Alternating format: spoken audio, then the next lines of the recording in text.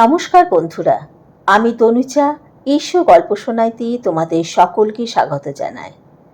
আজকের গল্প প্রাপ্তি, লিখেছেন বুদ্ধদেব গুহ। তাহলে শুনতে থাকো আজকের গল্প প্রাপ্তি।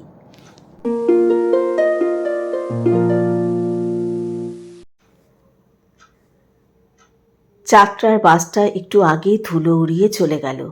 এখন অনেকক্ষণের জন্যে চাঁদোয়া গ্রামে আর কোনো শোরগোল নেই। এখন সকাল 9টা। বর্ষার বেলা, আকাশে রাশ রাশ মেঘ জমেছে। পাশের বাড়ির রামনাথ সিংয়ের বাড়ির কুয়োর লাঠাখাম্বা উপচে নামছে, তার কেঁচুর কুচুর শব্দ শোনা যাচ্ছে। সোমা ঘর থেকে বারান্দায় এলো।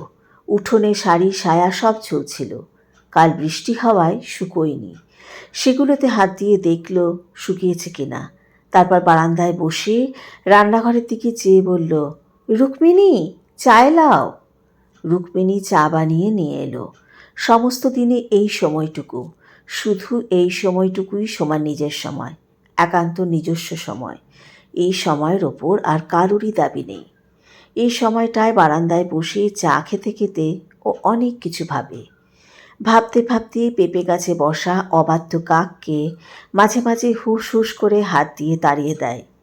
সেই সময় ওর ইচ্ছে করে ওর অলস মনের আলসেতে যে দুঃখের ভাবনার করুণ কাকটা বারে বারে মানা না শুনে উড়ে এসে বসে, তাকেও যদি সে এমনভাবে হুস হুস করে তাড়াতে পারত, তাহলে বোধহয় খুবই ভালো হতো।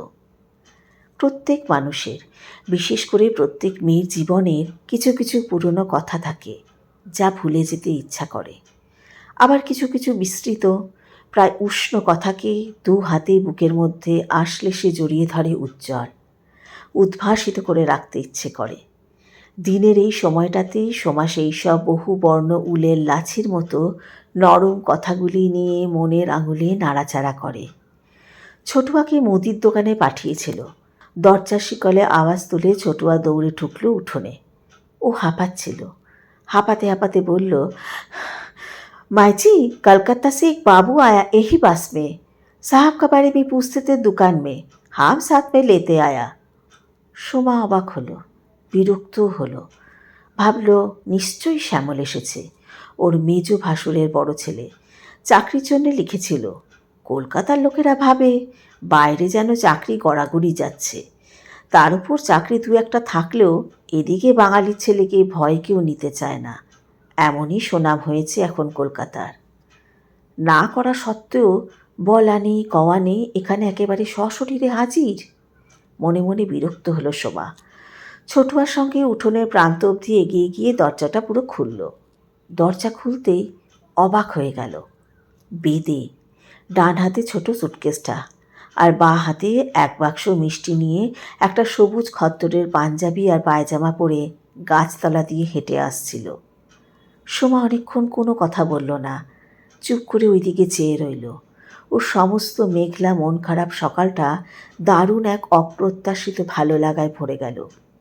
ওকে চুপ করে থাকতে দেখে ছোটুয়া বলল, কামাই জি, आप ही बाबू को पहचानते नहीं? সোমা হাসল, বলল, कोशिश तो कर रहा है, आने तो नजदीक में, अभी तक पहचाना नहीं। বলে নিঃশব্দে হাসল। বেদি দরজার কাছে আসতেই সোমা হাত বাড়িয়ে সুটকেসটা নিল। বলল, বাহ বাহ, কি ভারী, যেন পাথর, কি আছে এতে? বেদি আস্তে আস্তে বলল, বড় ছটফট করছো, স্থির হয়ে বসো তো। বেদি রুমাল বের করে ঘাম মুছতে মুছতে হাসল, বলল, তোমার মন। সোমাকে ভীষণ খুশি খুশি দেখালো। বলল, আসুন আসুন, ভেতরে আসুন। বেদে শুধল, সুনন্দ কোথায়? ও তো ট্যুরে গেছে, পরশু ফিরবে। যাহ, এত কষ্ট করে এত মাইল বাসে করে এলাম, বাড়িতে গৃহস্বামী না থাকলে অযাচিত অতিথি কী করে রাত্রিবাস করে? অতএব কষ্টই সার, থাকা হবে না। খুব হতাশ দেখালো বেদেকে। সোমা বলল, চলুন ভেতরে চলুন, বসুন। পরক্ষণেই গলা চড়িয়ে বলল, রুক্মিণী, জলদি জায়গা পানি बैठाओ। বসার ঘরে সবকটা জানলা দরজা খুলে দিল সোমা। গোল টেবিলে একটা ক্রুশের কাজ করা টেবিল ক্লথ, দেওয়ালে দুটি জল রঙা ছবি, একটা ছোট বুককেস, তার উপরে সুনন্দ আর সোমার বিয়ের সময়কার তোলা ছবি এনলার্জ করা। বেদে চেয়ারে বসে পড়ল। তারপর সোমার দিকে চেয়ে বলল, তুমি কিন্তু বেশ মোটা হয়ে গেছো। হয়েছি বুঝি? হাসল সোমা। বলল, বিয়ের পর বেকার হয়ে গেছি তো, দুপুরবেলাটা কিছুই করার নেই। এখানে একটা বাচ্চাদের স্কুল আছে, একেবারে বাচ্চাদের। ভাবছি এমনিই পড়াবো ওদের। এখনও হিন্দিটা ভালো রপ্ত হয়নি, তাই শুরু করিনি। বেদে কথা বলল না, এক দৃষ্টে সোমার দিকে চেয়ে রইল। আস্তে আস্তে বলল, তুমিও একেবারে বাচ্চা, বড় ছটফট করছো। স্থির হয়ে বসো তো, কতদিন তোমাকে দেখি না, একটু ভালো করে কাছ থেকে দেখি তোমাকে। সোমা বসল উল্টো দিকে চেয়ারে। স্থির হয়ে বসল, কিন্তু মুখে বলল, থাক, আর বেশি দেখতে হবে না। তারপরেই বলল, অসভ্য, আমার চিঠির উত্তর দেননি কেন? বেদে চুপ করে রইল। সোমা আবার বলল, কি কথা বলছেন না যে? বেদে বলল, উত্তরে এত কিছু লেখার ছিল যে অনেক রাতে ঘুম নষ্ট করে উত্তরের খসড়াটা ঠিক হলো না, তাই ভাবলাম তোমার কাছে চলে আসি, নিজে গিয়েই উত্তরটা দিই। সোমা বলল, একা এলেন যে, মিলুদিকে নিয়ে এলেন না কেন? বেদে হঠাৎ শুকনো মুখ তুলে তাকালো, বলল, একা এসেছি বলে বুঝি তুমি খুশি হওনি? ভয় নেই তোমার, তোমার মিলুদিও নেই, সুনন্দও নেই। তখন তোমার কাছে, শুধু তোমার একার কাছে কি আমি থাকতে পারি? লোকে কি বলবে? একটুক্ষণ চুপ করে থেকে বলল, ভয় নেই, আমি বিকেলের বাসেই চলে যাব। সোমা মুখ নিচু করে রইল, অস্ফুটে বলল, আহা, আমি যেন তাই বলেছি। গলার স্বরে কেমন একটা বিষাদ ফুটল, কিন্তু গলার স্বর শুনে এ কথা মনে হলো না যে বেদে থাকলেও ও খুশি হয়। অথচ বেদে আশাতে যে ও খুশি হয়েছে, সেই খুশিতে কোনো ফাঁকি ছিল না। বেদে মুখ নিচু করে সুটকেসটা খুলল, বলল, তোমার জন্য একটা শাড়ি এনেছি, আজ চান করে এটা পরো, বুঝেছ? গতকাল তোমার জন্মদিন ছিল, তাই না? গতকাল আমি আসতে চেয়েছিলাম, কিন্তু রাঁচির কাজ শেষ হলো না কিছুতেই। সোমা মুখ নিচু করে শাড়িটা নিল, চাপা গলায় বলল, কেন আনলেন? বেদে অনেকক্ষণ ওর চোখের দিকে চেয়ে থাকল। বলল, কেন, তুমি জানো না? না। হ্যাঁ, তুমি জানো, তুমি সবই জানো, তবু বারে বারে নতুন করে পুরনো কথাটা শুনতে ভালো লাগে বুঝি? সোমা লজ্জা পেল, বলল, মোটেই না। তারপর একটু চুপ করে থেকে বেদে বলল, জানো সোমা, মাঝে মাঝে আমার ভারী অবাক লাগে, যা সত্যি। কেন তা স্বীকার করনি তুমি কোনো দিন? স্বীকার করলে কি তুমি আমার কাছে ছোট হয়ে যেতে? সোমা মুখ নিচু করে বসে রইল। বেদে খোলা জানলা দিয়ে বাইরের মেঘলা আকাশ ও পাশের সবুজ শালবনে চেয়ে রইল। একটা শালিক পাখি জানলার কাছে সবুজ আগাছায় ভরা লাল মাটির ফালিটুকুতে সরে সরে বসতে লাগল। ওই দিকে চেয়ে বেদে নিস্তব্ধ হয়ে বসে রইল। একসময় সোমা বলল, আমি আপনার চাটা নিয়ে আসি, আপনি বসুন। বাইরের পাতায় পাতায় অলস হাওয়ার পায়ের শব্দ শোনা যেতে লাগল। বেদে বলল, না, আমি তো একটু পরেই চলে যাব। আমি যতক্ষণ থাকব তুমি আমার সামনে বসে থাকবে, এক মুহূর্তের জন্যও আমার চোখের সামনে থেকে সরবে না। আমি কি এত দূরে তোমার বাড়িতে চা খাবার জন্য এসেছি? না, অনুরোধের গলায় সোমা বলল, আপনি এরকম করবেন না বেদেদা, আমি এক্ষুনি আসছি।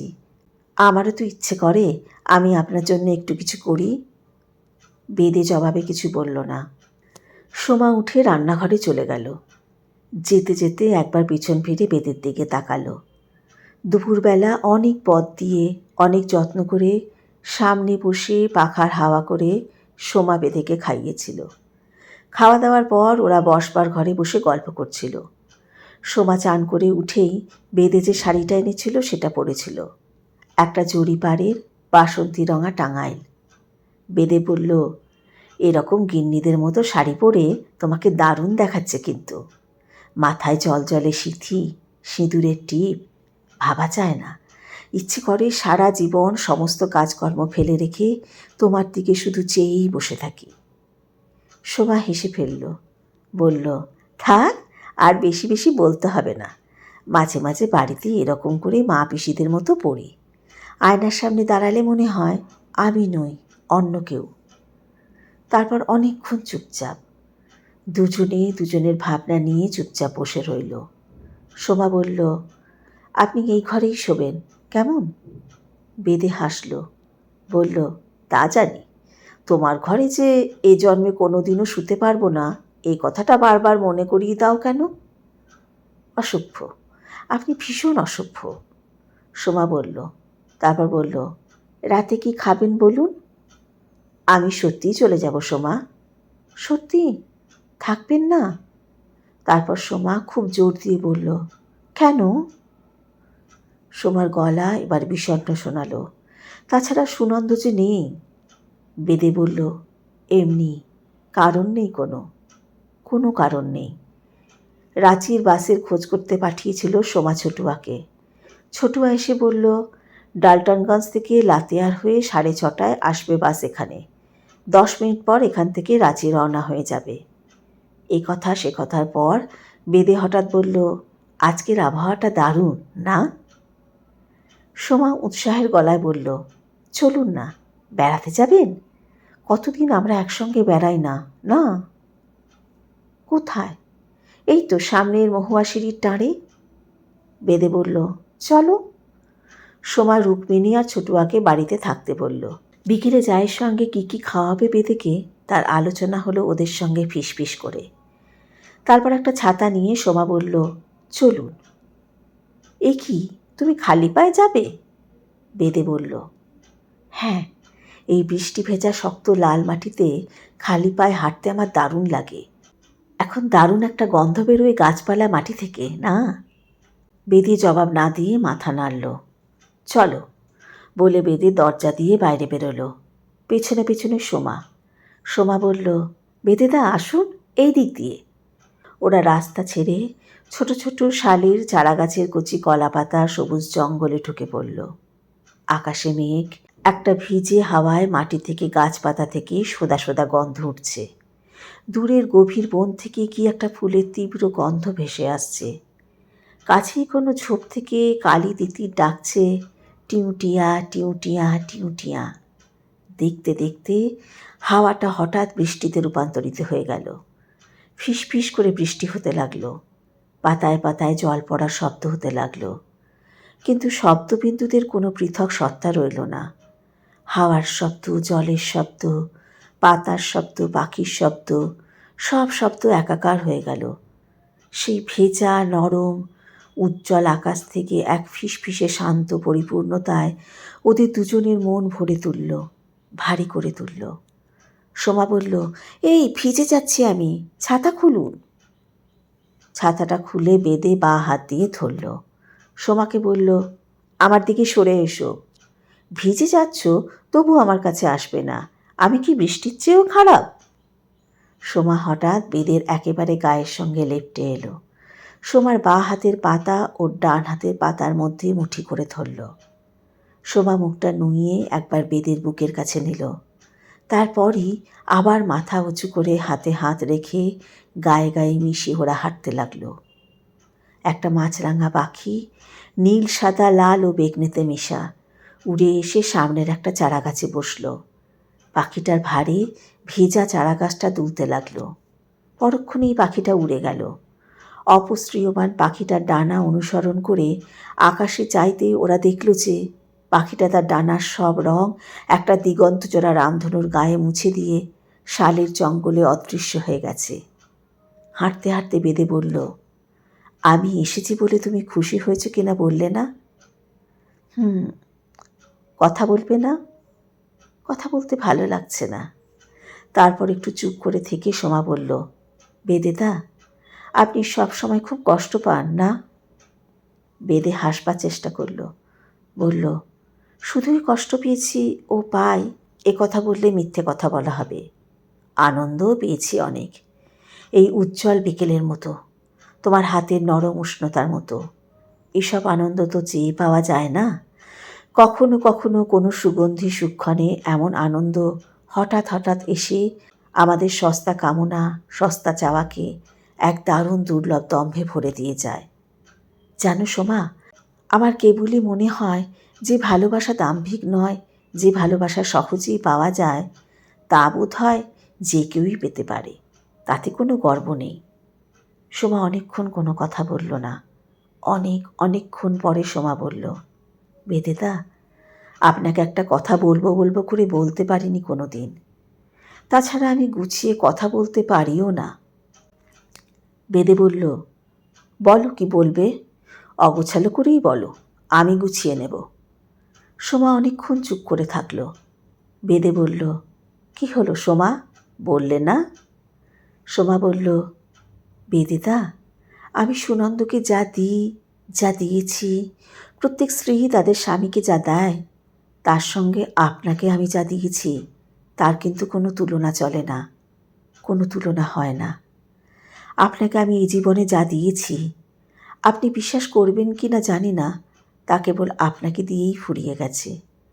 এ এমন কোনো দান যা বারবার বা বিভিন্ন লোককে দেওয়া যায় না, তা কেবল একজনকে একবারই দেওয়া যায়।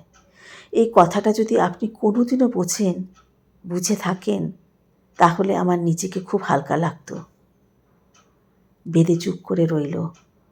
সোমা বলল, গভীর রাতে কখনো সখনো ঘুম ভেঙে যায়। বিছানায় শুয়ে অথবা জানলায় দাঁড়িয়ে বাইরের অসংখ্য তারা ভরা আকাশে চেয়ে ভাবার চেষ্টা করি, আপনি তখন কলকাতায় কি করছেন। আমার তখন খুব কষ্ট হয় আপনার জন্যে। আমার মনে হয় আপনি বোধহয় অমনি জানলার পাশে দাঁড়িয়ে দাঁড়িয়ে সিগারেট খাচ্ছেন। আমার ভারী কষ্ট হয় এই ভেবে যে জীবনে আপনাকে আমি দেওয়ার মতো জাগতিক কিছুই দিতে পারলাম না।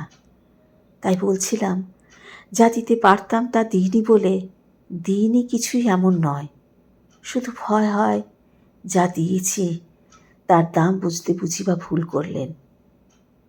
বেদে সোমার হাতে নরম করে একটু চাপ দিল, কোনো কথা বলল না। মাছরাঙা পাখিটা রামধনুর সমস্ত রং আবার নিজের ডানায় শুষে নিয়ে ওদের সামনে ভিজা হাওয়ায় গ্লাইডারের মতো ভেসে বেড়াতে লাগল। সোমা বলল, চলুন, ফিরবেন না? চলো, বেদে বলল। ওরা দুজনে ছাতা মাথায় সুনন্দর কোয়ার্টারের দিকে ফিরে আসতে লাগল। বড় রাস্তায় পড়ে সোমা বলল, বেদেদা, মনে আছে এমনই এক খোলা দুপুরে আপনার সঙ্গে কলকাতার কাছে গঙ্গার পাড়ে এক রাইস মিলে গেছিলাম। অনেক দিন হয়ে গেল না?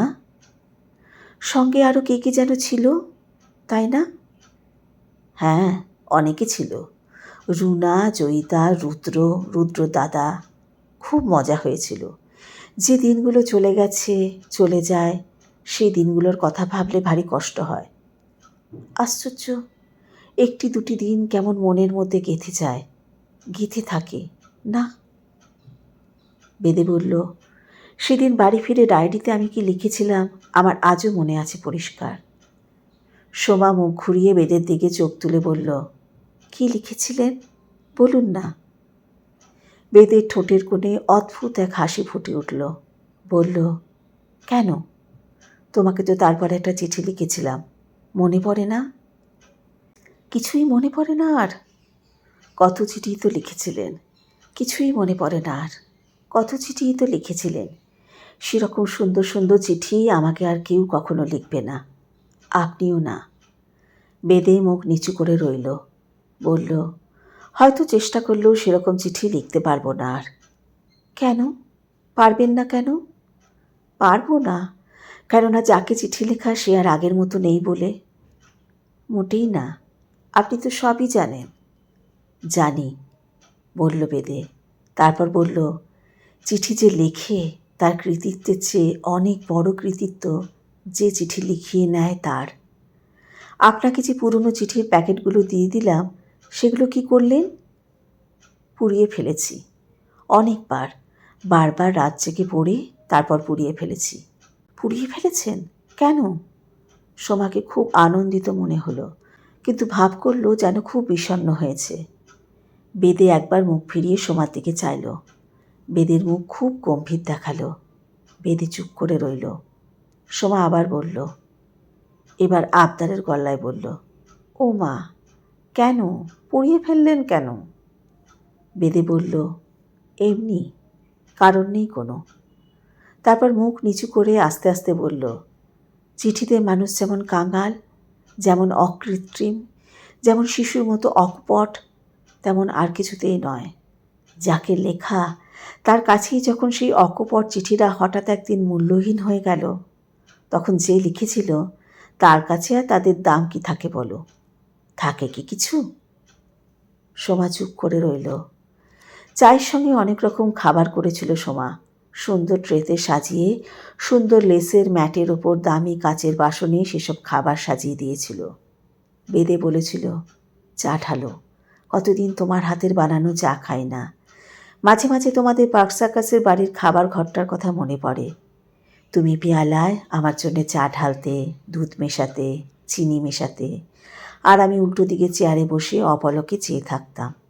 তোমার চোখে কি দেখেছিলাম কি জানি, একজনের দুটি চোখ আমার জীবনের সমস্ত চাওয়া, সমস্ত প্রাপ্তিকে কি মর্মান্তিকভাবে মিথ্যা করে দিল। সোমা বলল, থাক না ওসব কথা, আর একটু খান, এই সিঙ্গারাটা খান প্লিজ, খুব ভালো করে এখানকার টক্কনলালের দোকানে। এক সময় বাসের সময় হয়ে এলো।